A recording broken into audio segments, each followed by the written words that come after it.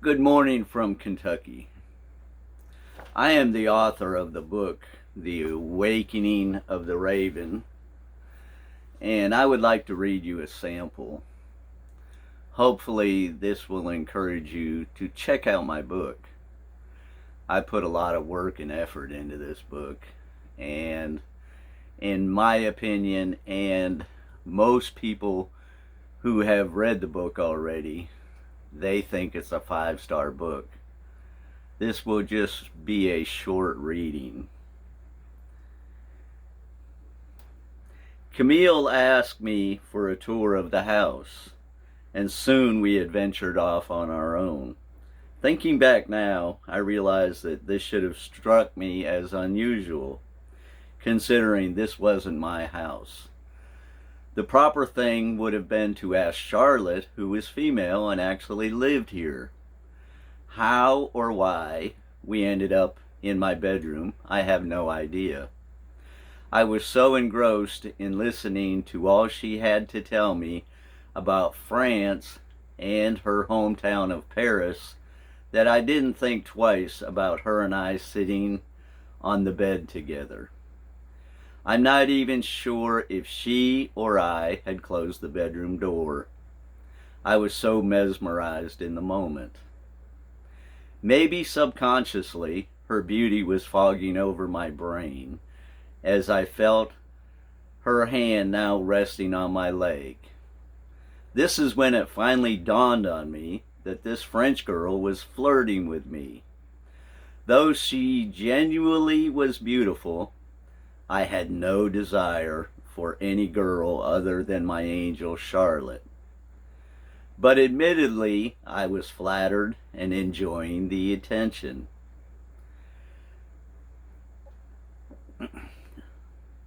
I knew that I wouldn't let things go too far, but I wanted to let the ride continue a little longer. As she continued chatting, she had her other hand rubbing through my curly hair, even commenting how she wished her hair was curly like mine. I was just at the point of stopping the train when my bedroom door opened and Charlotte came walking in. Oh, damn, I now thought. Fred, you dumbass. You should have put the brakes on sooner. By now, I had learned Charlotte's subtle signs, and I knew when I saw that barely noticeable twitch of her smiling lips, she was one pissed off woman. That sign was now flashing as bright as the lights of Las Vegas. Strangely enough, Charlotte just walked over, still smiling like a princess in a parade, and sweetly informed me, Fred, Mama wants to introduce you to the other guests downstairs. Whew! Maybe I had escaped the wrath of Athena, of the Athena god Laïsa, or in English, the goddess of rage. So with luck on my side, I took my leave and headed downstairs to be paraded around by Mrs. Van Dyke. I knew something was up when I approached Mrs. Van Dyke, expecting to be introduced to all the other guests, but instead she asked me, Fred, would you please find Charlotte and ask her to join us for the Christmas prayer? I didn't need to look far as I saw Charlotte and Camille walking into the great room. Mrs. Van Dyke led the prayer totally in Dutch, but we all got the meaning, even if it was in a foreign language. This was Christmas and the time to be thankful for the birth of Christ. Soon the feast was to start, but for several more minutes people chatted and mingled as the help prepared the massive table for the meal. I soon noticed that something felt different in the air, almost as if it had been tainted with a salty fog coming in off some distant ocean. People still chatted, laughed, and smiled, but I was no longer being treated as the long-haired American boy, but more like some politician or something. Nobody was swooning over my curly hair or American accent, but now simply being polite and formal. What the hell was going on? I had fully expected Camille to sit at my side during the Christmas feast, but soon found that she was sitting far away, and Charlotte had sat beside me. The food was served, and yes, it was a meal designed for the elite. As people ate and chatted, Charlotte leaned in close and whispered ever so softly that one word that I had heard several months before: forever. After the meal, Mrs. Van Dyke asked Charlotte to play the piano, which I am sure had been pre-planned. Of course, everyone gathered around as obedient guests and silently listened to the beautiful music being played. In between Charlotte's performances, the guests would chat and mingle until the next piano piece would start. But I noticed that salty air was becoming thicker and thicker. It seemed as if some virus had spread throughout all the guests, and things only became stranger with each passing minute.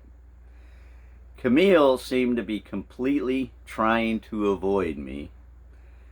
Guests who could speak English were approaching me and saying off-the-wall strange things like, "Bless you," or "Thank you for your choice of service." Knowing that Charlotte had to be responsible for this mass change of attitude, as soon as she finished her last piano recital, and as quickly as I could yank her away from the guest and into the pantry, I asked her, "Charlotte, what have you done?" With such a beautiful, innocent face, she responded, "Fred, I don't have any idea what you're talking about." Frustrated, I confronted her again. "Charlotte, I know you did something.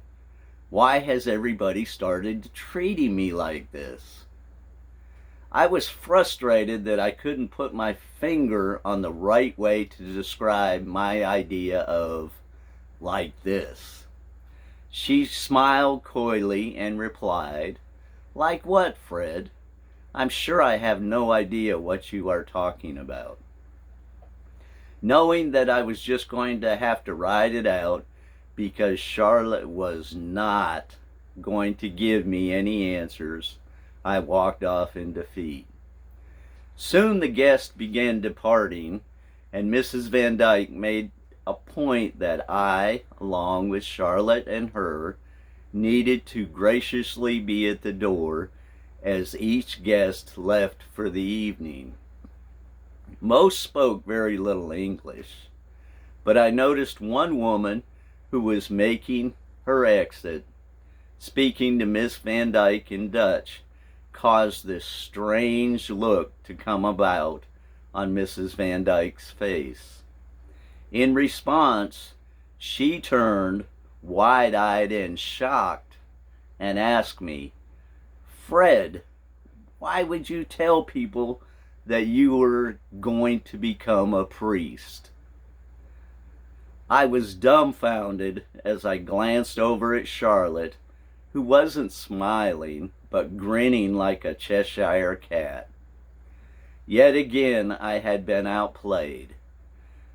But how in the hell did she come up with the idea of a priest? This would be a Christmas that I would never forget. And oh, by the way, I have no intentions of ever entering the priesthood. Merry Christmas. God, I loved that crazy jealous girl. This is just a small section or a small reading of The Awakening of the Raven. If you check out my book, this book is going to bring about emotions that you may have forgot, that you may want to reach out and remember. Hopefully it will make you laugh, it will make you love, and it will make you cry. It is a fantastic romantic comedy book, and it is on Amazon and Kindle. Please check out my book. Peace, and have a blessed life.